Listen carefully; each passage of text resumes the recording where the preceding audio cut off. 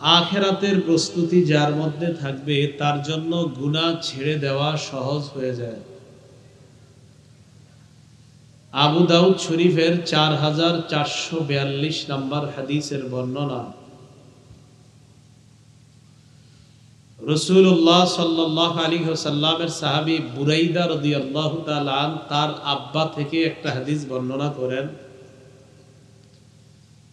বুরাইদা রাদিয়াল্লাহু তাআলা আনহুর বাবা নবীজি থেকে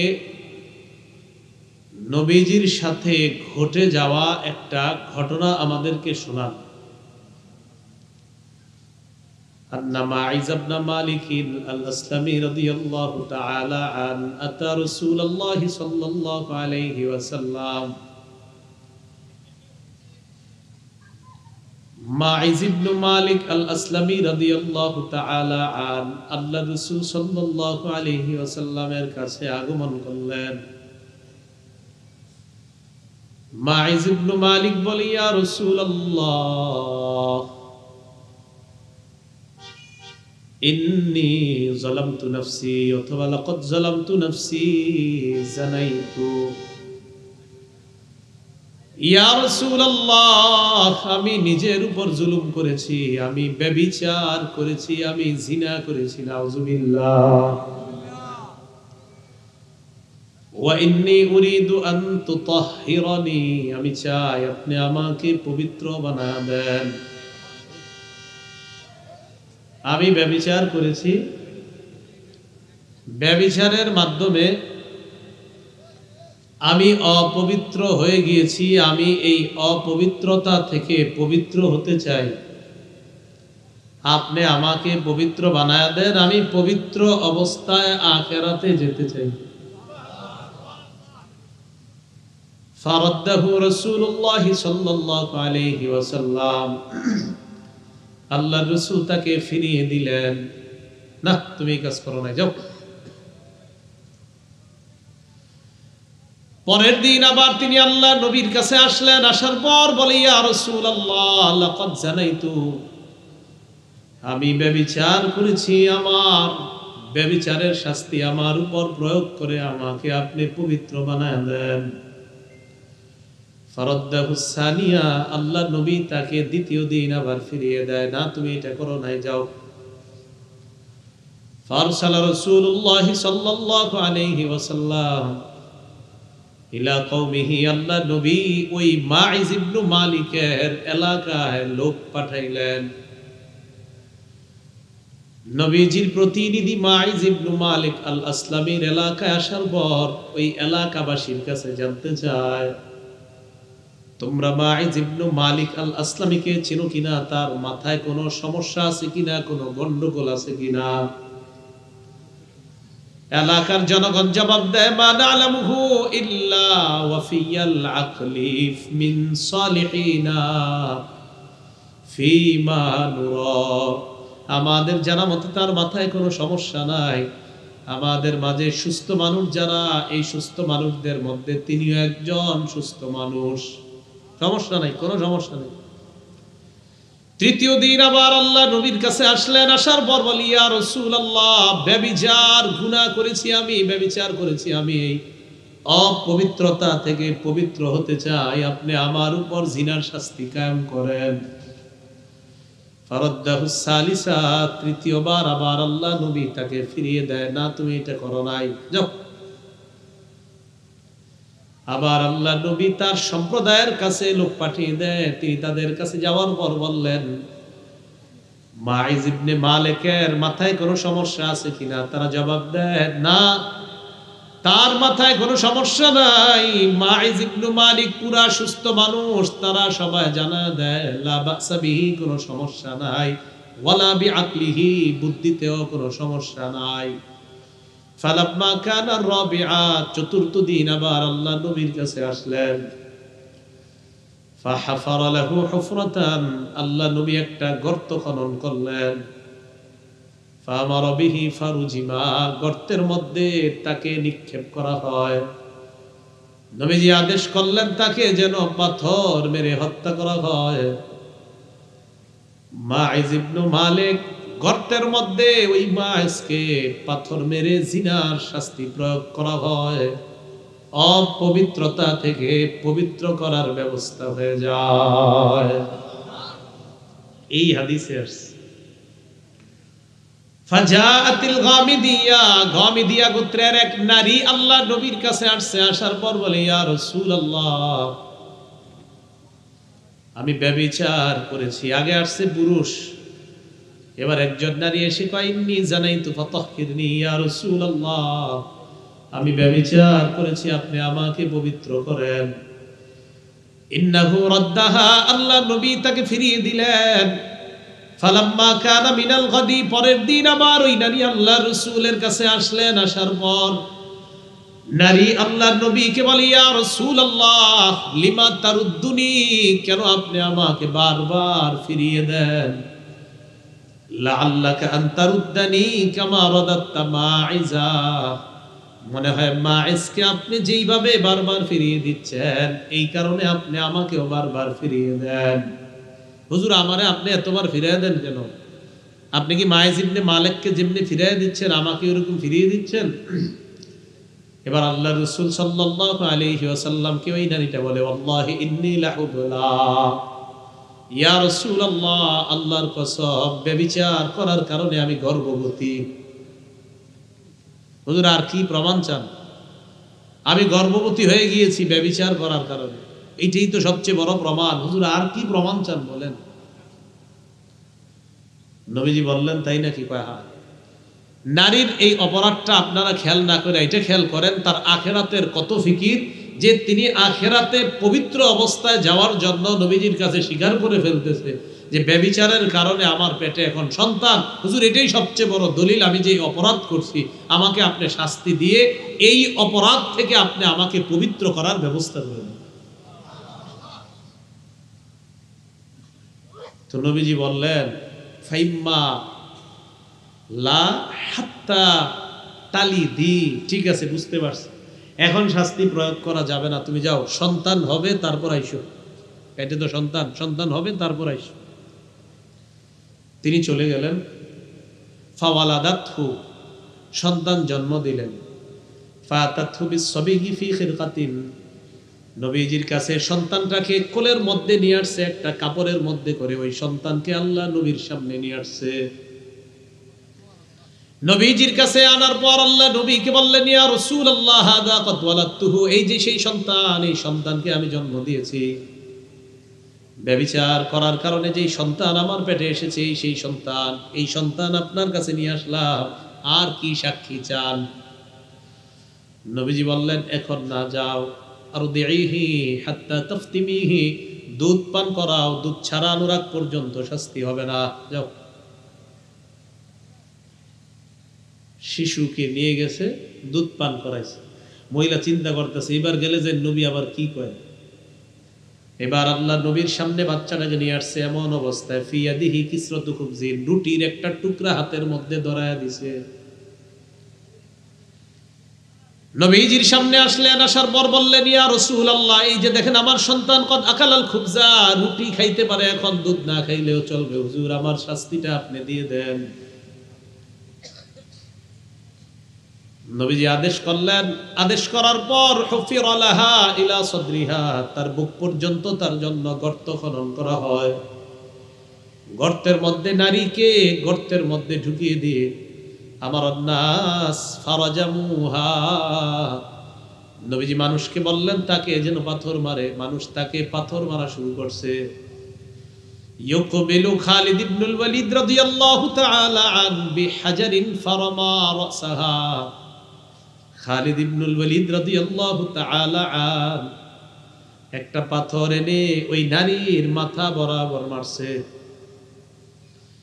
ফাতানাদ্দাহা দামু আলা ওয়াজহি খালিদিন, নারীর শরীর থেকে একটু রক্ত ছিটকে খালিদ ইবনুল ওয়ালিদের মুখের মধ্যে পড়ে যায়। খালিদ ইবনুল ওয়ালিদ রাগ হয়ে সাব্বাহা, ওই নারীকে একটা গালি দিছে। কারে? যারে শাস্তি দিতেছে, যাকে শাস্তি দেওয়া হচ্ছে তাকে একটা গালি দিছে খালিদ। কেন? তোমার মতো নারীর রক্ত আমার শরীরে আছে। ফাসামিআ নবী সাল্লাল্লাহু আলাইহি ওয়াসাল্লাম সাব্বাহু ইয়াহা, নারীকে যে গালিটা দিয়েছে এই গালিটা আল্লাহর নবী শুনে ফেলছে। নবীজি বললেন মাহলান ইয়া খালিদ, খালিদ একটু থামো। লাকাদ তাবাত তাওবাতান লাউ তাবাহা সাহিবু মাকসিন লা গুফিরা লা, এই নারী এমন একটা তওবা করছে, বান্দার হক বিনষ্টকারীরাও যদি এমন একটা তওবা করতে পারত, লা গুফিরা লা, তাদের অপরাধ আল্লাহ মাফ করে দিতেন। সুবহানাল্লাহ। তুমি থামো খালিদ। তাহলে ওই নারী আর মাইজ ইবনে মালিক, তাদের দুইজনের আখিরাতের এত বেশি ফিকির ছিল, যার কারণে নবীজির কাছে এসে বলতেছে আমাদেরকে পবিত্র করেন, আমরা ব্যভিচার করেছি, আমাদেরকে আপনি শাস্তি দিয়ে পবিত্র করার ব্যবস্থা করেন। এটা হলো আখিরাতের ফিকির। আল্লাহ আমাদের সকলকে আখিরাত মুখী হওয়ার তৌফিক দান করেন, আমিন। তো এটাই আল্লাহ বলছেন ওয়াসিকাল্লাযীনা তাকাউ রাব্বাহুম ইলাল জান্নাতি যুমারা, যারা তাদের রবকে ভয় করেছে, তাকওয়া অবলম্বন করেছে, তাদেরকে টানতে টানতে দলে দলে কিয়ামতের ময়দানে তাদেরকে জান্নাতের দিকে নেওয়া হবে। হজের ভাষণে আল্লাহ রাসূল দাঁড়াইলেন, দাঁড়িয়ে সাহাবাদের উদ্দেশ্যে একটা ভাষণ দিলেন। عن جابر بن عبد الله رضي الله تعالى عنه قال قال رسول الله صلى الله عليه وسلم, জাবির ইবনে আব্দুল্লাহ রাদিয়াল্লাহু তাআলা আনহুর বর্ণনা, আল্লাহ নবী বলেন, ইয়া আইয়ুহান নাস ইন্না রাব্বাকুম ওয়াহিদ, হে মানুষ তোমাদের রব একজন, ওয়া ইন্না আবাকুম ওয়াহিদুন, তোমাদের বাবা একজন, আলা লা ফাদ্দালি আরাবিয়্যিন আলা আজমিয়্যিন ওয়ালা লি আজমিয়্যিন আলা আরাবিয়্যিন ওয়ালা লি আহমার আলা আসওয়াদ ওয়ালা লি আসওয়াদ আলা আহমার ইল্লা বিত্তাকওয়া। নবীজি বলেন শোনো, আরবের উপর অনারবের, অনারবের উপর আরবের, সাদার উপর কালো, কালো মানুষের উপর সাদা বা লাল মানুষের কোনো শ্রেষ্ঠত্ব নাই, তবে তাকওয়ার মাধ্যমে একটা মানুষ আল্লাহর কাছে মর্যাদাবান হয়ে যায়। আল্লাহ বলেন ইন্না আকরামাকুম ইনদাল্লাহি আতকাকুম, তোমাদের সবচেয়ে সম্মানিত এই ব্যক্তিটা, যে ব্যক্তিটা আল্লাহকে সবচাইতে বেশি ভয় পায়। আরবের কোন মানুষ, সেটা অনারবের হোক, আরবের হোক, সেটা কালো মানুষ হোক, সাদা মানুষ হোক, লাল মানুষ হোক, এতে আল্লাহর কাছে কোনো মর্যাদা হয় না। তিনি কি আরবের না অনারবের, তিনি কি কালো নাকি তিনি সাদা, না। নবী বলেন যার তাকওয়া হবে, সে কালো হোক আর সাদা হোক, সে আরবের হোক আর অনারবের হোক, সে টাকাওয়ালা হোক টাকা ছাড়া হোক, তাকওয়া আছে তো আল্লাহর কাছে সবচেয়ে সম্মানিত হোক। এটা আল্লাহ বললেন ওয়াসিকাল্লাযীনা তাকাউ রাব্বাহুম, যারা তাদের রবকে ভয় করে তাদেরকে আল্লাহ ফেরেশতারা টানতে টানতে জান্নাতের দিকে নিয়ে যাবে। তো জান্নাতের সামনে নিয়ে যাবে কাদেরকে? যারা তাকওয়া অবলম্বন করে। তাকওয়া থাকে কই বলেন? কলবে। তাকওয়া কই থাকে বলেন? কলবে। আল্লাহ মুসলিম শরীফের 2564 নাম্বার হাদিসের বর্ণনা, 2564, মোট হাদিস সংখ্যা হবে 3033টা। ক্বালা রাসূলুল্লাহ সাল্লাল্লাহু আলাইহি ওয়াসাল্লাম, নবীজি বলেন লা তাহাসাদু, তোমরা পরস্পর হিংসা করবা না, ওয়ালা তানাজাসু, তোমরা পরস্পর ধোঁকাবাজি করবা না, ওয়ালা তাবাগজু, পরস্পর বিদ্বেষ পোষণ করবা না, ওয়ালা তাদাবারু, একে অপরের ক্ষতি করার জন্য আড়ালে শত্রুতা করবা না। সামনাসামনি দেখা হইলে চা খাওয়া হয়, পিছনে পিছনে তারে বাঁশ দিতে চায়, আছে না নাই? সামনে চা খাওয়া, পিছনে পিছনে তার ক্ষতি করতে চায়। বাঁশ দিতে, এই শব্দটা ঠিক হয় না আমার বলা, এই শব্দটা আমি উঠাই নিচ্ছি। বাঁশ দেওয়া শব্দ এগুলা ভালো শব্দ না। সামনাসামনি তাকে চা খাওয়ায়, আড়ালে তার ক্ষতি করতে চায়, এমন মানুষ আছে কিনা? ভাই মাহফিলে এই শব্দ আমি বলা উচিত হয়নি, এটা ফিরিয়ে নিচ্ছি। বাঁশ ইত্যাদি শব্দ এগুলো মাহফিলের না। হ্যাঁ, আস্তাগফিরুল্লাহ। সামনাসামনি খুব খাতির যত্ন করে, আড়ালে শত্রুতা করে, ক্ষতি করতে চায়, এই জাতীয় মানুষ কি আছে কিনা? তো রাসূল সাল্লাল্লাহু আলাইহি সাল্লাম বলেন ওয়ালা তাদাবারু, তোমরা একে অপরের ক্ষতি করার জন্য আড়ালে শত্রুতা করবা না। ওয়ালা ইয়াবি বাদুকুম আলা বাই'i বাদিন, একজনের কেনা বেচা চলা অবস্থায় আরেকজন কেনা বেচা করবা না। আমি ওনার সাথে কেনা বেচা করতেছি, সোয়েটারটা কত? উনি বললেন 500 টাকা, আমি বললাম 450 দিবেন কিনা। মাঝখান দিয়ে আপনি এসে বললেন সোয়েটারটা আমার পছন্দ হয়েছে, আমি দিব 600। এটা কেমন কথা? আমাকে দুইজনের না কথা চলতেছে, এই মাঝখান দিয়ে আপনি এসে বলাটা এটা নবী নিষেধ করছেন। আমাদের তো চুক্তি চলতেছে, উনি 500 বলছে, আমি 450, মানে 500-র নিচে আলোচনা, মাঝে আপনি এসে বললেন 600, তো ওনার তো মনই পাল্টায় যাবে, কি 600 দিবে, আমারে বলবে ভাই একটু বাজারে ঘুরে আসেন, মানে মাঝখান দিয়ে আপনার দিয়েছেন। নবীজি সাল্লাল্লাহু আলাইহি সাল্লাম এটা নিষেধ করছেন। এরপর নবী বলেন ওয়াকুনু ইবাদাল্লাহি ইখওয়ানা, আল্লাহর বান্দারা তোমরা সবাই ভাই ভাই হয়ে যাও। আমাদেরকে কি হইতে বলছে?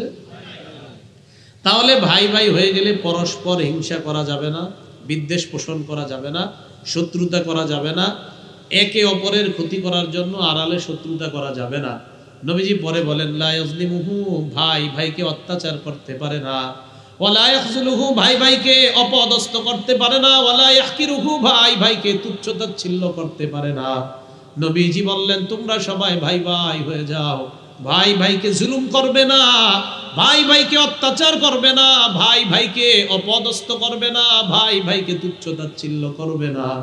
আল্লাহ নবী বলেন বিহাসবি ইমরিইম মিনাশ শাররি আইয়াহতিরা আখাহুল মুসলিম, একটা মানুষ খারাপ হওয়ার জন্য এতটুকুই যথেষ্ট, অন্য কোন মুসলমান ভাইকে অন্যের সামনে তুচ্ছ-তাচ্ছিল্য করা। আমি ওনাকে কারো সামনে অপমান করলাম, আমি খারাপ হওয়ার জন্য এতটুকুই যথেষ্ট। নবীজি বলতেছেন তুমি খারাপ হওয়ার জন্য এতটুকু যথেষ্ট, তুমি তোমার একটা মুসলমান ভাইকে অন্যের সামনে তুমি তুচ্ছ করলা, তাচ্ছিল্য করলা, তুমি খারাপ হওয়ার জন্য এতটুকু যথেষ্ট। আমি নবী না তোমাদেরকে ভাই বানায়া গেলাম, তুমি কিভাবে আরেক ভাইকে তুচ্ছ তাচ্ছিল্য করলা? তো নবীজি বলতেছেন এক ভাই আরেক ভাইকে তুচ্ছ তাচ্ছিল্য কিভাবে করো? এই কথা বলার পর নবী বলেন আত্তাকওয়া হাহুনা, আত্তাকওয়া হাহুনা, আত্তাকওয়া হাহুনা। ইউশিরু ইলা সাদরিহি সালাসা মাররাত, তিনবার এই দিকে আল্লাহ নবী ইঙ্গিত করে বলেন এখানে তাকওয়া, এখানে তাকওয়া, এখানে তাকওয়া। নবী বুঝাইতে চায় তোমার কলবে যখন আল্লাহর ভয় থাকবে তুমি হিংসা করবা না, তোমার কলবে যখন আল্লাহর ভয় থাকবে পরস্পর শত্রুতা করবা না, কলবের মধ্যে যখন আল্লাহর ভয় থাকবে ভাই ভাইকে জুলুম করবা না, অপদস্থ অপমান করবা না। এরপর নবী বলেন কুল্লুল মুসলিমি আলাল মুসলিমি হারাম দামুহু ওয়া মালুহু ওয়া ইরজুহু, এক মুসলমানের জন্য আরেক মুসলমানের রক্ত, এক মুসলমানের জন্য আরেক মুসলমানের সম্পদ, এক মুসলমানের জন্য আরেক মুসলমানের ইজ্জত আমি নবী হারাম ঘোষণা করলাম। তুমি কারো সম্পদ লুণ্ঠন করবা না, কারণ সে তোমার ভাই। তুমি অপর মুসলমানের রক্তপাত করবা না, কারণ সে তোমার ভাই। তুমি অপর মুসলমানের সম্পদ লুণ্ঠন করবা না, আমি নবী না তোমাদেরকে ভাই বানায়া দিয়ে গেলাম। তুমি অপর মুসলমানের ইজ্জত কারো সামনে নষ্ট করবা না, আমি নবী না তোমাদেরকে ভাই বানায়া দিছি, তুমি কিভাবে তার ইজ্জত নষ্ট করবা? তো এই জন্য নবী বলেন এখানে তাকওয়া, এখানে তাকওয়া, এখানে তাকওয়া। যখন তাকওয়া থাকবে তখন আরেক মুসলমানের সাথে মুসলমানের এই অধিকারগুলা সংরক্ষণ করা সহজ হয়ে যাবে।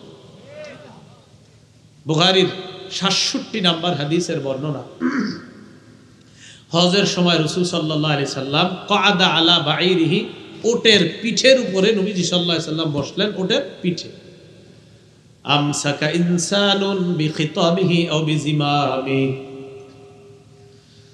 একজন সাহাবী আল্লাহ রাসূলের উটের লাগাম ধরে আছে। লাগাম বুঝছেন তো? হ্যাঁ রশি, সুন্দর কথা কইছেন, রশি, রশিটা ধরে রাখছে। আমরা গরু রাখি, ছাগল রাখি না, এরকম এরকম ধরে রাখছে। নবীজি ওটের উপর বসা, আল্লাহ নবীর ওটের ওই ওটের লাগাম ধরে রাখছে, রশি ধরে রাখছে একজন। সাহাবাদেরকে আল্লাহ নবী বললেন আইয়ু ইয়াউমিন হাযা, সাহাবারা বলো আজকে কোন দিন? জিলহজ মাসের 10 তারিখে বলেন তো আমরা কি বার, কোন দিন জানি? কুরবানির দিন। সাহাবাদেরকে আল্লাহ নবী বললেন ও সাহাবারা বলো আজকে কোন দিন?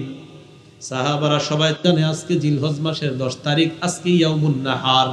আমরাও জানি আজকে ইয়াউমুন নাহার। আল্লাহ নবী মনে হয় আজকের দিনের নামটা পরিবর্তন করে অন্য কোনো নাম রাখবে, তাই আমরা চুপ রইলাম, আমরা চুপচাপ। প্রশ্ন করার পর নবী এবার নিজের থেকেই বললেন আলাইসা ইয়াউমান নাহরি, আজকে কি ইয়াউমুন নাহার না, কুরবানির দিন না? সাহাবারা কয় হুজুর জি আজকে কুরবানির দিন। এরপর প্রশ্ন করলেন আইয়ু শাহরিন হাদা, এটা কোন মাস বলেন তো? কুরবানি হয় কোন মাসে? কোন মাসে? সাহাবারা বলেন সাকাতনা হাত্তা জানান্না আন্নাহু সাইসাম্মিহি বিগাইরি ইসমি, আমরা চুপ রইলাম, আমরা মনে করলাম নবী মনে হয় এই মাসের নাম পরিবর্তন করে রাখবেন, কারণ নবীও জানে এটা জিলহজ মাস, আমরাও জানি এটা জিলহজ মাস। সবার চুপ রইছে। এবার আল্লাহর নবী বললেন আলাইসা বিজিল হিজ্জা, এটা কি জিলহজ মাস না? সাহাবারা বললেন জি হুজুর, এটা জিলহজ মাস। আল্লাহর নবী বললেন সাহাবারা শুনো,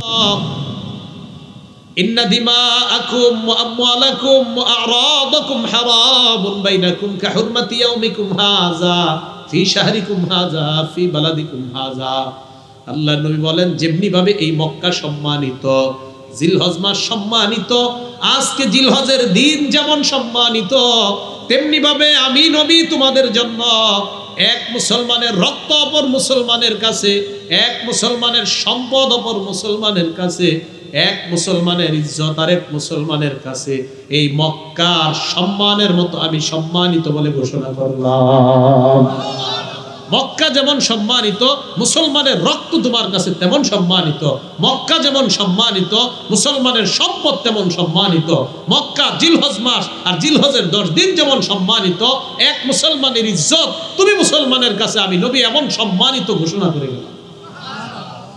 তো নবী বলেন এটা তখন সম্ভব হবে এখানে যখন তাকওয়া থাকবে। কি থাকবে? আল্লাহর ভয় যখন থাকবে, তখন রাতের আড়ালে, রাতের অন্ধকারে এক মুসলমান আরেক মুসলমান ভাইয়ের প্রজেক্টে বিষাক্ত কিছু ছেড়ে দিবে না তার মাছগুলো নষ্ট করার জন্য, তার মাঝে আল্লাহর ভয় থাকবে। ভাই কথাগুলো বুঝে আসছে? তাহলে প্রথম অংশ বুঝলাম আমরা, ওয়াসিকাল্লাযীনা তাকাউ রাব্বাহুম, যারা তাদের রবকে ভয় করে তাদেরকে টেনে টেনে জান্নাতের দিকে নেওয়া হবে কিয়ামতের মাঠে। এরপর আল্লাহ বলেন হাত্তা ইযা জাউহা ওয়া ফুতিহাত আবওয়াবুহা ওয়া ক্বালা লাহুম খাজানাতুহা, তারা যখন জান্নাতের দরজার কাছে যাবে, জান্নাতের সবগুলা দরজা যখন খুলে দেওয়া হবে, ওয়া ক্বালা লাহুম খাজানাতুহা সালামুন আলাইকুম তিবতুম ফাদখুলুহা খালিদিন। জান্নাতের রক্ষী ফেরেশতারা বলবে তোমরা পুত পবিত্র, তোমাদের উপর সালাম, তোমাদেরকে সালাম, তোমাদের প্রতি সালাম। ফেরেশতারা জান্নাতীদেরকে সালামের মাধ্যমে, ওই মুত্তাকিদেরকে সালাম দিয়ে সালামের মাধ্যমে জান্নাতের দিকে স্বাগত জানিয়ে বলবে ফাদখুলুহা খালিদিন, চিরস্থায়ী বসবাসের ঠিকানা জান্নাতে তোমরা প্রবেশ করে নাও, জান্নাতে প্রবেশ করো। তাহলে জান্নাতে অভিবাদন জানানো হবে সালামের মাধ্যমে। কিসের মাধ্যমে? সালাম। সালাম দেননি আপনারা একজন আরেকজনকে? আসলে দেন। সালাম মানে কি বলেন না? এই সালাম শান্তি কমে যাওয়ার কারণে অশান্তি বাড়ছে। সালাম মানে কি? এই শান্তি কমলে অশান্তি আসবে। বলেন শান্তি কমবে অশান্তি বাড়বে। বলেন শান্তি কমবে অশান্তি, আর শান্তি বাড়বে অশান্তি কমে যাবে। শান্তি বাড়বে মানে সালাম যত বাড়বে এলাকায় তত শান্তি বাড়বে, অশান্তি দূর হবে। সালাম মানেই তো শান্তি। আসসালামু আলাইকুম মানে আপনার উপর শান্তি বর্ষিত হোক। আল্লাহ যদি দোয়াটা কবুল করেই নেই, উনি আবার ওনাকে বলছে আসসালামু আলাইকুম, উনি আবার আরেকজনকে বলতেছে আসসালামু আলাইকুম। শান্তি শান্তি শান্তি, সবাই আমরা মিছিল দিচ্ছি শান্তি শান্তি, তো ওই এলাকা থেকে তো অশান্তি দূর হবেই। সূরা আহজাবের 44 নম্বর আয়াতে আল্লাহ বলেন তাহিয়াতুহুম ইয়াওমা ইয়ালকাউনাহু সালাম। জান্নাতীদের সাথে আল্লাহর সাক্ষাৎ হবে। সাক্ষাতের পর সাক্ষাৎ পর্ব শুরু হবে, আলোচনা হবে যেই জিনিসের মাধ্যমে, এই জিনিসটার নাম হলো সালাম। বলেন আল্লাহর সাথে বান্দার কথোপকথন হবে কিসের মাধ্যমে? সালামে। শুধু কি তাই, আদম নবীর আল্লাহ বানানোর পর ফেরেশতাদের সাথে আল্লাহ যখন সাক্ষাৎ করায় দেয়, আদম নবীর সাক্ষাৎটাও শুরু হয়েছে সালামের মাধ্যমে। সহিহ বুখারীর বর্ণনা 6227 নম্বর হাদিসের বর্ণনা। عن أبي هريرة رضي الله تعالى عنه قال قال رسول الله صلى الله عليه وسلم আবু হুরায়রা রাদিয়াল্লাহু তাআলা আনহুর বর্ণনা, আল্লাহ নবী বলেন, লাম্মা খালাকাল্লাহু আদামা তুলুহু 60 জিরাআ। আদম নবীর যখন আল্লাহ বানাইছেন, আদম নবীর উচ্চতা হলো 60 হাত লম্বা। কয় হাত? আদম নবীকে বানানোর পর আল্লাহ বললেন, ইযহাব ফাসাল্লিম আলা উলাইকান নাফারি মিনাল মালাইকাতি জুলুস। আদম আপনি যান, ওই যে ফেরেশতারা বসা তাদেরকে গিয়ে আপনি সালাম দেন। আদম নবীকে আল্লাহ বলে দিলেন, ফাসতামি' মা ইউহাইয়ুনাকা। সালাম দেওয়ার পর কান পেতে শুনবেন তারা আপনার সালামের কি জবাব দেয়। ফাইন্নাহা তাহিয়াতুকা ওয়া তাহিয়াতু যুররিয়াতিক। আপনার সালাম আর সালামের যে জবাব হবে এটাই হবে আপনার আর আপনার সন্তানদের সম্ভাষণ, অভিবাদন। আদম নবী যাওয়ার পর বললেন, আসসালামু আলাইকুম। কি বললেন? ফেরেশতারা জবাব দিলেন, আসসালামু আলাইকা ওয়া রাহমাতুল্লাহ। আদম নবী দোয়া করলেন, আপনাদের উপর শান্তি বর্ষিত হোক। ফেরেশতারা জবাব দিলেন, আদম তোমার উপর শান্তি এবং আল্লাহর রহমত বর্ষিত হোক। পার্থক্য কি হয়েছে বলেন তো? আদম নবীর সালাম আর ফেরেশতাদের জবাবে পার্থক্য কোনটা হয়েছে? রাহমাতুল্লাহ। তাহলে উত্তম হলো যিনি সালাম দিবে আসসালামু আলাইকুম, জবাব যিনি দিবেন তিনি একটু উত্তম ভাবে বাড়িয়ে জবাব দেওয়া। আমি আপনার জন্য শান্তির দোয়া করলাম, আপনি জবাবে আমার জন্য শান্তি সহ আরো কিছুর দোয়া করেন। তাহলে বলেন তো, আল্লাহর সাথে সাক্ষাৎ পর্ব কিসের মাধ্যমে? ফেরেশতাদের সাথে আদম নবীর সাক্ষাৎ কি দিয়ে? জান্নাতে জান্নাতীদেরকে ঢুকানো হবে কি বলে? একটা কিতাব আছে নাম সহিহুত তারগিব। এই কিতাবের 2720 নম্বর হাদিস, 2720 নম্বর হাদিসের বর্ণনা। এই হাদিসের বর্ণনাকারী সাহাবীর নাম হুযায়ফা রাদিয়াল্লাহু তাআলা। উনি কি বলে দেখেন, কি আজীব এক হাদিস। عن حذيفة رضي الله تعالى عنه قال قال رسول الله صلى الله عليه وسلم। হুযায়ফা রাদিয়াল্লাহু তাআলা আনহুর বর্ণনা, আল্লাহর নবী বলেন, ইন্নাল মুমিনা ইযা লাকিয়াল মুমিনা। কোন মুমিন যখন অন্য কোন মুমিনের সাথে সাক্ষাৎ করে, সাক্ষাৎ করার পর ফাসাল্লামা আলাইহি, প্রথমেই সালাম দেয়। সালাম দেওয়ার পর ওয়া আখাযা বিয়াদিহি, হাত ধরে, ফাসাফাহা, মুসাফা করে। কি করে? মুসাফা করে।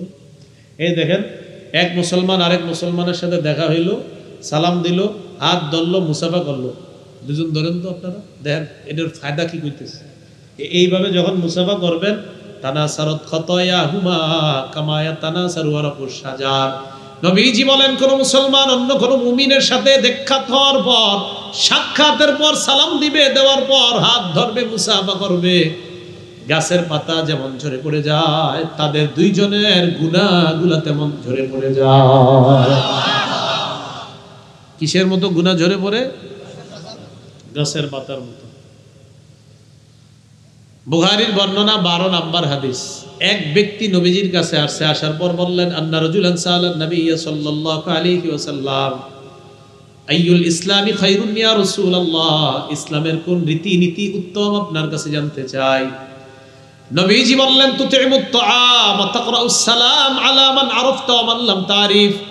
এক নাম্বার, তুমি অন্যকে খাবার খাওয়াও। 2 নাম্বার, যাকে চিনো না তাকে তুমি সালাম দাও। তোমার এই 2টা কাজ ইসলামের শ্রেষ্ঠ রীতিনীতির অন্তর্ভুক্ত হয়ে যায়। খাবার খাওয়ানো, সালাম দেওয়া। মুসলিম শরীফের 54 নম্বর হাদিস। এই হাদিসটা মন দিয়ে শোনেন। ক্বালা রাসূলুল্লাহ সাল্লাল্লাহু আলাইহি ওয়াসাল্লাম, নবীজি বলেন, লা তাদখুলুনাল জান্নাতা হাত্তা তুমিনু। তোমরা জান্নাতে যাবে না যতক্ষণ ঈমানদার না হও। ওয়ালা তুমিনু হাত্তা তাহাব্বু। ততক্ষণ ঈমানদার হতে পারবা না যতক্ষণ একে অপরকে মুহাব্বত না করবা। আওয়ালা আদুল্লুকুম আলা শাইইন ইযা ফাআলতুমুহু তাহাবাবতুম। আমি কি এমন একটা আমলের কথা বলবো না যে আমলটা যদি তোমরা করো তোমাদের মাঝে অটোমেটিক মুহাব্বত বেড়ে যাবে। নবীজি বললেন, আফশুস সালাম বাইনাকুম। আপোষের মধ্যে তোমরা সালামের প্রচার ঘটিয়ে দাও, একে অপরকে ব্যাপক সালাম দাও। সালামে মুহাব্বত বাড়বে, মুহাব্বতে ঈমান বাড়বে, আর ঈমানে দ্রুত জান্নাতে প্রবেশ করবে। বলেন সালামে ঈমান, বলেন সালামে মুহাব্বত বাড়ে, মহাব্বতে ঈমান বাড়ে, ঈমানে জান্নাতে যাওয়া যায়। মনে থাকবে নি? মুসলিম শরীফের 54 নম্বর হাদিস, তিরমিজি শরীফের 2485 নম্বর হাদিস, 2485। নবীজি মক্কা থেকে হিজরত করে মদিনায় আসলেন। মদিনায় আসার পর নবীজি জনতার উদ্দেশ্যে দাঁড়িয়ে একটা ভাষণ দিলেন। ভাষণে নবীজি 3টি কথা বললেন, কোন কোন বর্ণনায় 4টি। বলেন তো নবীজি এত দূরে আসা একটা ভাষণে যেই কথাগুলা প্রথমে বললেন, এই কথাগুলোর গুরুত্ব কম না অনেক বেশি? হাদিসের বর্ণনাকারী সাহাবীর নাম আব্দুল্লাহ ইবনে সালাম। আব্দুল্লাহ ইবনে সালাম রাদিয়াল্লাহু তাআলা আনহু বলেন, আমি তখনও মুসলমান হইনি। উনি ইহুদিদের একজন বড় আলেম ছিলেন। তো আমি তখনও মুসলমান হইনি, নবীজি মদিনায় আসলেন। লাম্মা কদিমা রাসূলুল্লাহ সাল্লাল্লাহু আলাইহি ওয়াসাল্লাম আল মদিনা, নবীজি যখন মদিনায় আসলেন, ইন জাফালান নাসু ইলাই, জনগণ দলে দলে আল্লাহ রাসূলকে দেখার জন্য রওনা করছে। ওয়াকিলা কদিমা রাসূলুল্লাহ, কদিমা রাসূলুল্লাহ, কদিমা রাসূলুল্লাহ সাল্লাল্লাহু আলাইহি ওয়াসাল্লাম। আল্লাহ নবী যখন মদিনায় আসলেন, জনগণ নবীকে দেখার জন্য সবাই রওনা করছে। একের পর এক মানুষ যায় আর বলে আল্লাহ রাসূল মদিনায় আসছে, আল্লাহ রাসূল মদিনায় আসছে। এই কথা বলতে বলতে সবাই নবীজির কাছে যায়। মুসলমানরাও দেখতে যায়, অমুসলমানরাও আল্লাহ নবীকে দেখতে যায়। দেখি কেমন মদিনায় আসছে নবী, উনি কেমন একটু দেখতে যাই, এরকম দেখতে গেছে। আব্দুল্লাহ ইবনে সালাম বলেন, ফাজিতু ফিন্নাস লিআনজুরা ইলাই, আমিও গেলাম মানুষের সাথে তাকে দেখার জন্য, দেখি দেখতে কেমন।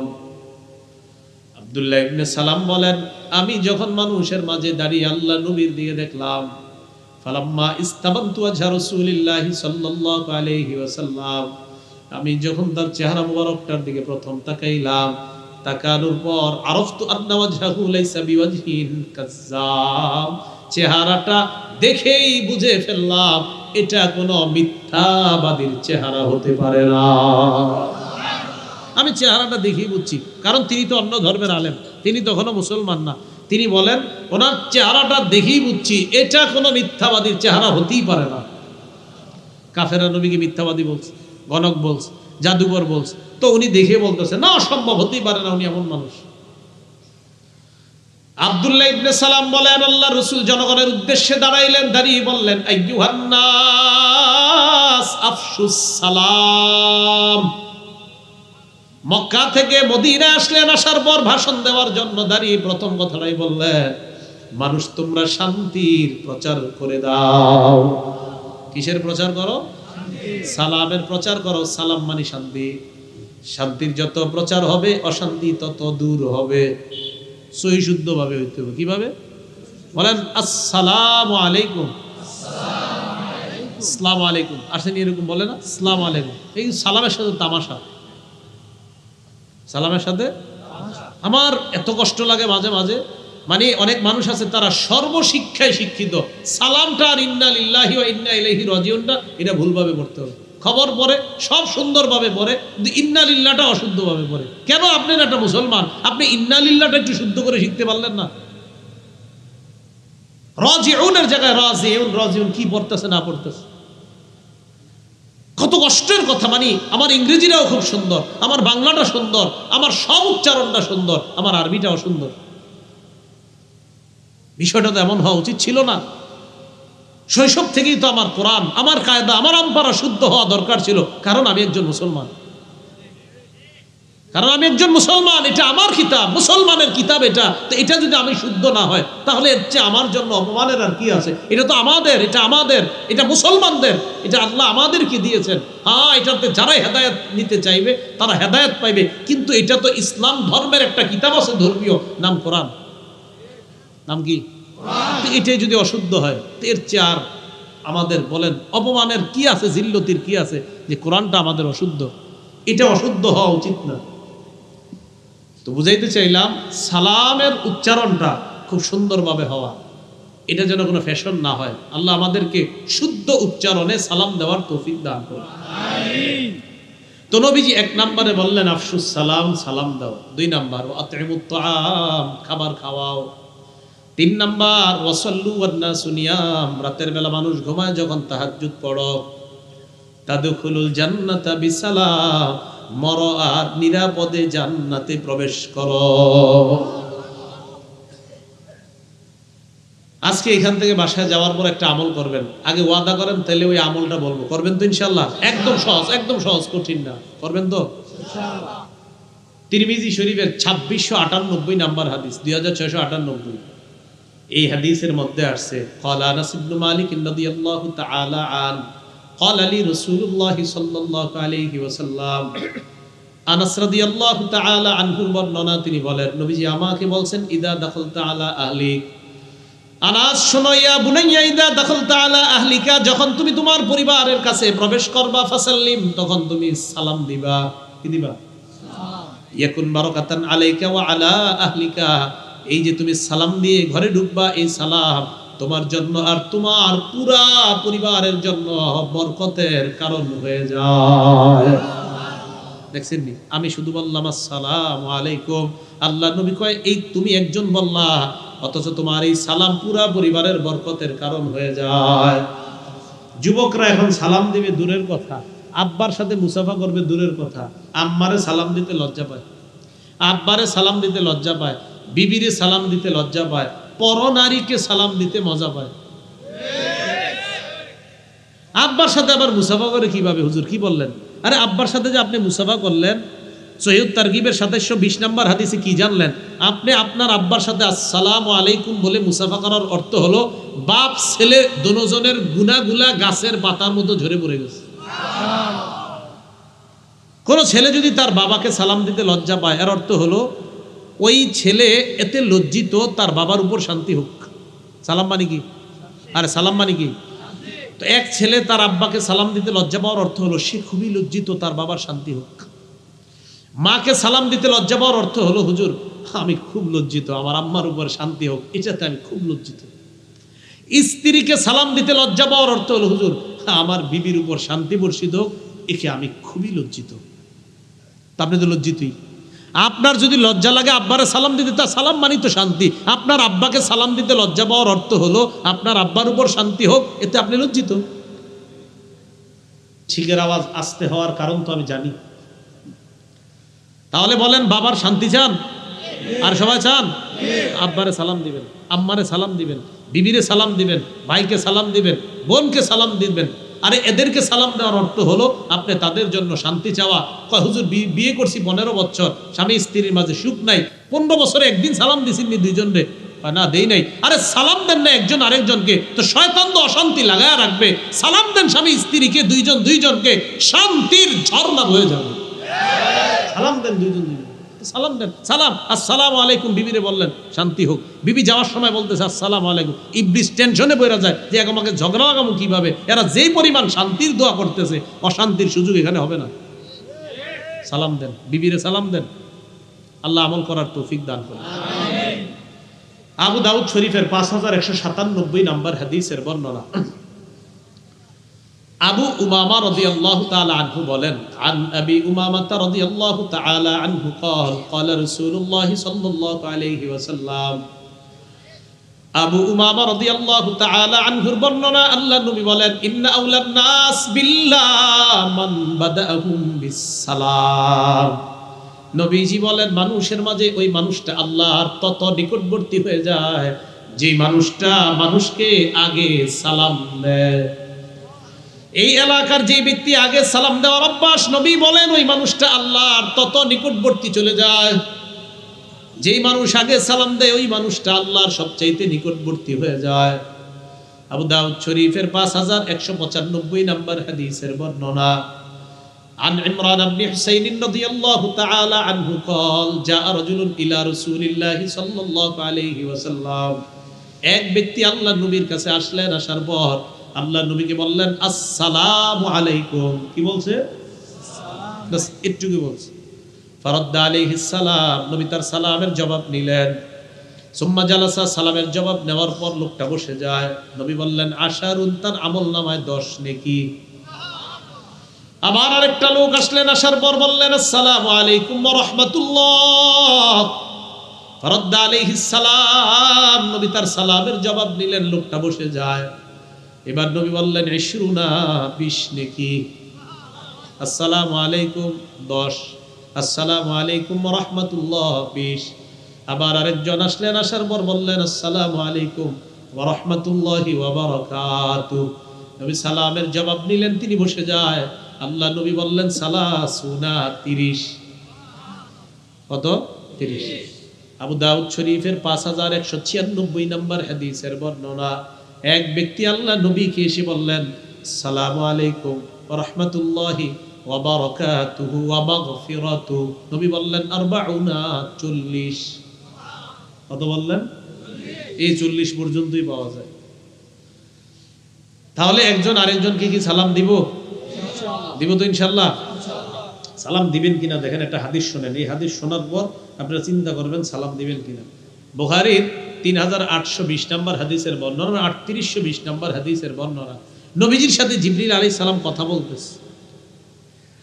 তো জিবরিল আমিন কথা বলার এক পর্যায়ে বলতেছে ইয়া রাসূলুল্লাহ হাযিহি খাদিজা আতাতকা, হুজুর আপনার বিবি খাদিজা আসতেছে। সুবহানাল্লাহ। জিবরিল আমিন নবীজিরে বলতেছে হুজুর আপনার বিবি খাদিজা আসতেছে। মাআহা ইনাউন, খাদিজার সাথে একটা পাত্র আছে, একটা বাটি আছে, খানা নিয়ে আসতেছে। ফিহি দামুন আও তাআমুন আও শারাব, বাটির মধ্যে হয়তো তরকারি, হয়তো খাবার, না হয় পানি আছে। দেখেন না দেশ গ্রামে অনেকে কাজ করে, তার বিবি পোটলা দিয়ে কেমনে জানি খানা নিয়ে আসে, বা ওই কৃষক যারা কাজ করে অনেক খানা নিয়ে আসে না, আইনা মাঠে বসে বসে খায়।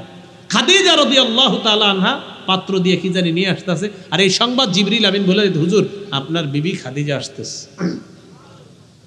এখন জিবরিল আমিন কয় হুজুর খাদিজা যখন আপনার কাছে আসবে, ফাইদা হিয়া আতাতকা, খাদিজা যখন আপনার কাছে আসবে, ফাকরা আলাইহাস সালাম মির রাব্বিহা ওয়া মিন্নি, খাদিজা আপনার কাছে আসার পর খাদিজাকে আপনি জানায়া দিবেন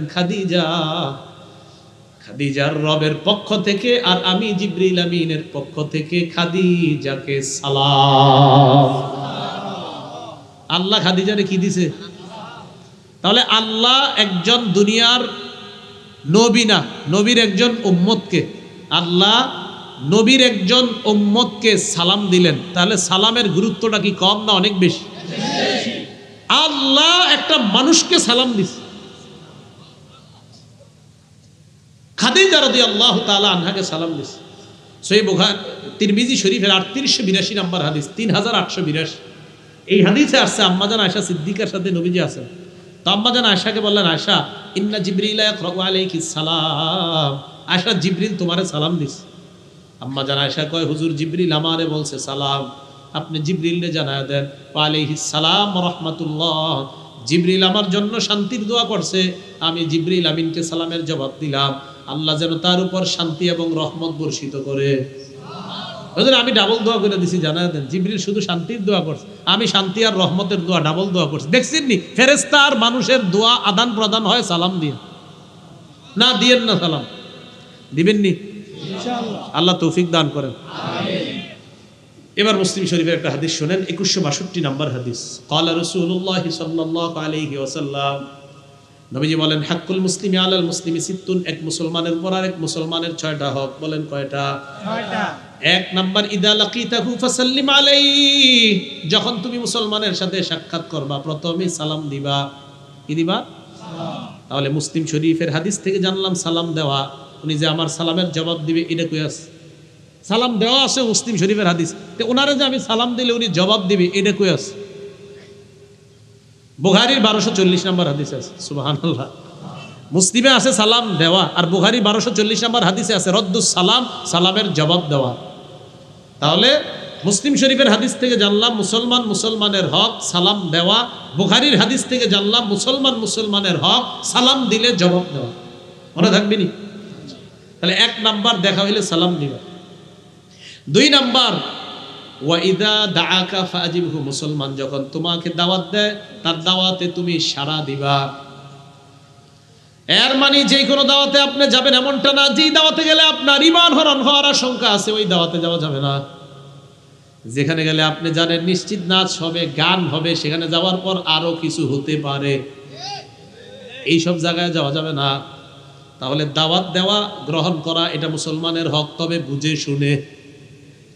3 নাম্বার, ইদাস্তান সাহাকাফান সাহলা, কোন মুসলমান যখন তোমার কাছে কল্যাণ কামনা করে তার কল্যাণ কামনা করা।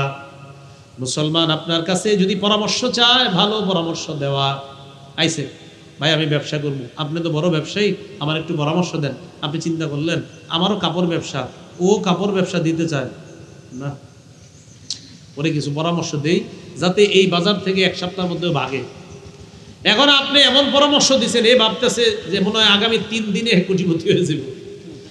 ঘটনা চক্রে আপনি পরামর্শ দিচ্ছেন 7 দিনে যাতে ব্যবসা একদম লস খায়। তা আপনি এই যে পরামর্শটা দিলেন একটা মুসলমান ভাইকে, নবীজি বলছে না, তোমার কোনো মুসলমান ভাই তোমার কাছে কল্যাণ কামনা করলে, পরামর্শ চাইলে, নসিহত চাইলে, ভালো উপদেশ দেওয়া, নসিহত করা, না পারলে তুমি কিছু বইলো না, কিন্তু খারাপ উপদেশ দিও না, খারাপ পরামর্শ দিও না। তাহলে পরামর্শ চাইলে ভালো পরামর্শ দেওয়া এটা আপনার হক। নবীরা পরামর্শ দিতেন, নবীরা কল্যাণ কামনা করতেন।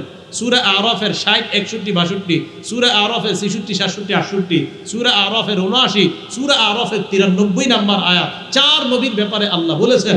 সূরা আরাফের 60, 61, 62 আল্লাহ নূহ আলাইহিস সালাতু ওয়াস সালামের সম্পর্কে বলে, নূহ নবীর জাতি নূহ নবীরে কয়, ইন্না লানারাকা ফি দালালিম মুবিন, নূহ আমরা তোমাকে স্পষ্ট পথভ্রষ্টতার মধ্যে দেখতে পাচ্ছি।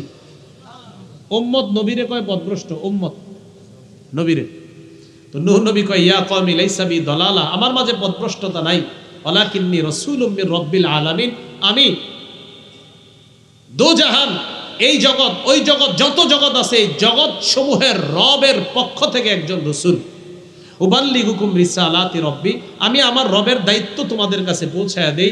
ওয়া আনসাহু লাকুম, আর আমি তোমাদের কল্যাণ কামনা করি। সুবহানাল্লাহ। নবীরে উম্মতে কয় আপনাকে আমরা পথভ্রষ্টতার মধ্যে দেখতে পাচ্ছি, আর নবী উম্মতকে জবাব দেয় আমি তোমাদের কল্যাণ কামনা করি।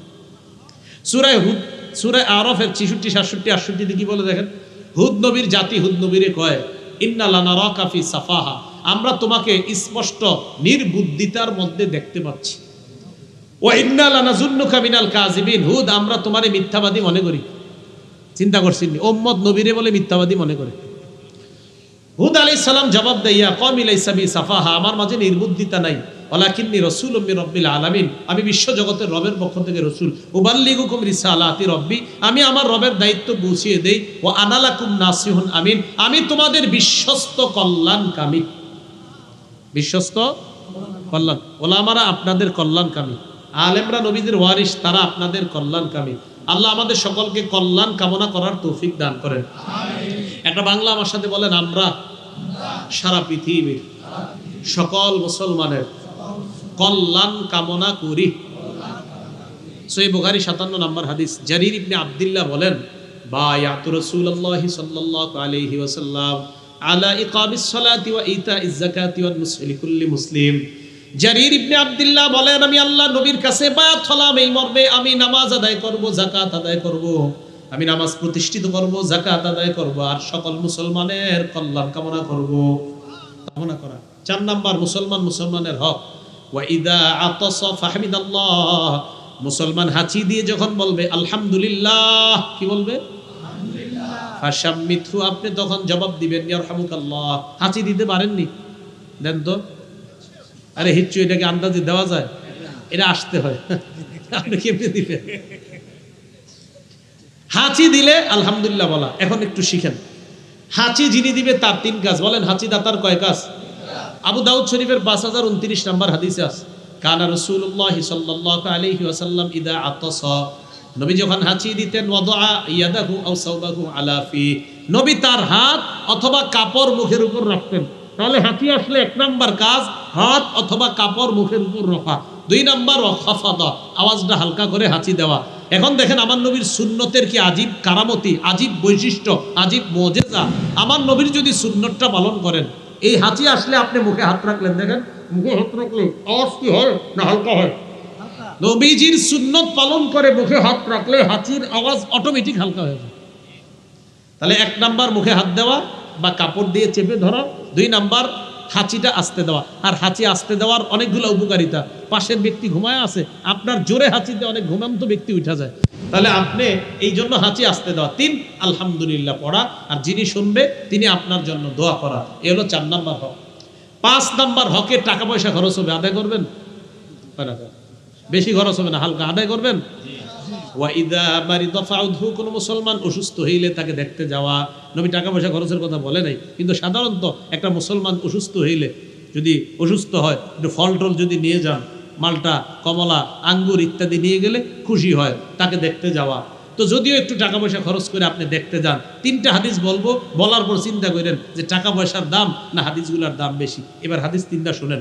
মুসলিম শরীফের 2562 নাম্বার হাদিসের বর্ণনা। এই এলাকার নাম কি? মজিদপুর। পাশের এলাকার নাম কি? শাহাবিদ্দি। আচ্ছা, মজিদপুর থেকে একজন শাহাবিদ্দি গেলেন একটা অসুস্থ মুসলমানকে দেখতে। এই যে আপনি সেখানে গেলেন, সেখান থেকে আবার মজিদপুর আসলেন। নবীজি বলেন, ক্বালা রাসূলুল্লাহ সাল্লাল্লাহু আলাইহি ওয়াসাল্লাম, নবী বলেন, ইন্নাল মুসলিমা ইযা আদা আখাহুল মুসলিম, কোন মুসলমান যখন তার অসুস্থ মুসলমান ভাইকে দেখতে যায়, অসুস্থ মুসলমানকে দেখতে যাওয়ার পর লাম ইয়াজাল ফি খুরফাতিল জান্নাহ হাত্তা ইয়ারজিআ, এই যে আপনি আরেক মুসলমান ভাইকে দেখতে গেলেন, দেখতে যাওয়ার পর আপনি আবার আপনার এলাকায় আসা পর্যন্ত আপনি জান্নাতের ফল পাড়তেছিলেন। মোটরসাইকেলে গেছেন, অটোতে গেছেন, টাকা পয়সা একটু খরচ হয়েছে। নবীজি কয়, কি খরচ করলা? তুমি তো জান্নাতের ফল পাড়তেছিলা সারাক্ষণ। তিরমিজি শরীফের 2008 নাম্বার হাদিসের বর্ণনা। এই মজিদপুরের কেউ, যে কঠিন নাম মনে রাখে, আরেকটা গাজীপুর। আচ্ছা, মজিদপুর আর গাজীপুর। এই মজিদপুর থেকে গাজীপুর গেলেন। তো এই যে মজিদপুর থেকে গাজীপুর গেলেন দেখতে, তিরমিজি শরীফের 2008 নাম্বার হাদিসটা শুনেন। নবীজি বলেন, মান আদা মারিদন, কোন মুসলমান যখন তার অসুস্থ মুসলমান ভাইকে দেখতে যায় আল্লাহকে খুশি করার জন্য, একজন ফেরেশতা তাকে রাস্তায় ডাক দিয়ে 3টা কথা বলে, সুবহানাল্লাহ। নাদাহু মুনাদিন, ফেরেশতা একজন ডাক দিয়ে 1 নাম্বার তাকে কয়, তিবতা, এই বান্দা তুমি কল্যাণময় হয়ে গেছো, তুমি পুত পবিত্র হয়ে গেছো। অসুস্থ ব্যক্তির না যে দেখতে গেছে তাকে। 2 নাম্বার, ওয়া তাবা মামশাহ, এই যে মজিদপুর থেকে গাজীপুর আসলা, এই আশাটা তোমার কল্যাণময়। 3 নাম্বার, ওয়াতাবাওয়াতা মিনাল জান্নাতি নুজুলা, তুমি তোমার মুসলমান ভাইকে দেখে আসলা, জান্নাতের মধ্যে একটা ঘর বানায় ফেলছো। তাহলে জান্নাতে একটা ঘর তৈরি হয়ে যায় আপনি আপনার মুসলমান ভাইকে দেখতে গেলে। তিরমিজি শরীফের আরেকটা হাদিস না শুনলে তো এটার ফলাফলটা বুঝবেনই না। 969 মানে কি? 969 হাদিস নাম্বার 969। কত? 969 না? এই তো, হ্যাঁ, 2 পাশে 2টা 9, মাঝে একটা 6, 969, যাতে মনে রাখতে পারেন। ক্বালা রাসূলুল্লাহ সাল্লাল্লাহু আলাইহি ওয়াসাল্লাম, নবীজি বলেন, মা মিন মুসলিমিন ইয়াউদু মুসলিমান, কোন মুসলমান যখন কোন মুসলমান অসুস্থ মুসলমানকে দেখতে যায়, গুদওয়াতান, সকালবেলা যদি দেখতে যায়, ইল্লা সাল্লা আলাইহি ৭০,০০০ মালাকিন হাত্তা ইউমসিয়া, সন্ধ্যা পর্যন্ত আপনার জন্য ৭০,০০০ ফেরেশতা দোয়া করে। সুবহানাল্লাহ। ওয়া ইন আদাহু আশিয়াতান, যদি সন্ধ্যাবেলা দেখতে যান, ইল্লা সাল্লা আলাইহি ৭০,০০০ মালাকিন হাত্তা ইউসবিহা, পরের দিন সকাল পর্যন্ত ৭০,০০০ ফেরেশতা আপনার জন্য দোয়া করবে। সুবহানাল্লাহ। নবীজি বলেন, শুধু তাই নয়, ওই বান্দার জন্য একটা ফলের বাগান জান্নাতে তৈরি হয়ে যায়। অসুস্থ মানুষ মুসলমানকে দেখতে যাবেন তো, এটা হলো 5 নাম্বার হক। 6 নাম্বার, ওয়া ইযা মাতা ফাত্তাবিহু, কোন মুসলমান মারা গেলে তাকে দেখতে যাবেন, মানে তার জানাজায় যাবেন। জানাজায় যাওয়ার পর আপনি তার লাশটার সাথে থাকবেন, ওই লাশের জানাজায় যাবেন, জানাজা পড়ার পর এরপর কবর পর্যন্ত যাবেন, যাওয়ার পর বাসায় আসবেন। যদি এই 2টা কাজ করতে পারেন, 1 নাম্বার জানাজা, 2 নাম্বার কবর পর্যন্ত গেলেন, যাওয়ার পরের পর আসলেন, কয় কাজ? 2 কাজ। 1 নাম্বার জানাজা, 2 নাম্বার দাফন। 1 নাম্বার জানাজা, 2 নাম্বার দাফন। বুখারীর বর্ণনা, 47 নাম্বার হাদিসের বর্ণনা, মানিত্তাবা জানাজাতা মুসলিমিন ঈমানাও ওয়া ইহতিসাবা, কোন মুসলমান যখন কোন মুসলমানের জানাজায় যায় ঈমানের সাথে আর সওয়াবের আশায়, ওয়া কানা মাহু হাত্তা ইউসাল্লা আলাইহা ওয়া ইয়াফরুগা মিন দাফনিহা, 1 নাম্বার জানাজায় অংশগ্রহণ করে, 2 নাম্বার দাফন কাজে অংশগ্রহণ করার পর আসে বাসায় আইসা আপনার বিবিকে বলবেন, কি বলবেন? ইন্নাহু ইয়ারজিউ মিনাল আজরি বিকিরাতাইন, কুল্লু কিরাতিন মিসলু জাবালি উহুদ। বিবিরা এসে বলবেন, বিবি আমার, আমি 2 উহুদ পাহাড় সমপরিমাণ সওয়াব নিয়ে বাসায় আসছি। কারো জানাজায় যাবেন আর লাশ দাফন পর্যন্ত অংশগ্রহণ করবেন। সহিহ বুখারী 47 নম্বর হাদিসে নবী বলেন 2টা উহুদ পাহাড় সমপরিমাণ সওয়াব নিয়ে বাসায় আসবেন। এখন কথা হলো আপনার ব্যস্ততা, আপনি জানাজায় যেতে পারবেন, কবর পর্যন্ত যেতে পারবেন না, হয় না এরকম? শুধু জানাজা পড়ে চলে আসলেন। নবীজি বলেন যদি কেউ শুধু জানাজা পড়েও চলে আসে, তার আমল নামায় 1 উহুদ সমপরিমাণ সওয়াব আল্লাহ দান করবে। মনে থাকবেনি কথাগুলা? তাহলে যে তাকওয়া অবলম্বন করবে তাকে জান্নাতের দিকে টেনে নেওয়া হবে, সালামের মাধ্যমে অভিবাদন জানানো হবে। তাকওয়া আর সালাম 2টি বিষয় আমরা জানলাম। আমাদের সকলকে যেন আল্লাহ মুত্তাকি বানিয়ে দেয়, সালামের যেন ব্যাপক প্রচার প্রসার, আর মুসলমানের যে 6টা হক, এই হকগুলো আদায় করে কবরে আমরা যেতে পারি, জান্নাতে যেমন আবার আপনাদের সাথে আমি সাক্ষাৎ করতে পারি। আল্লাহ তৌফিক দান করেন। আমিন ওয়া আখিরু দাওয়ানা আলহামদুলিল্লাহি রাব্বিল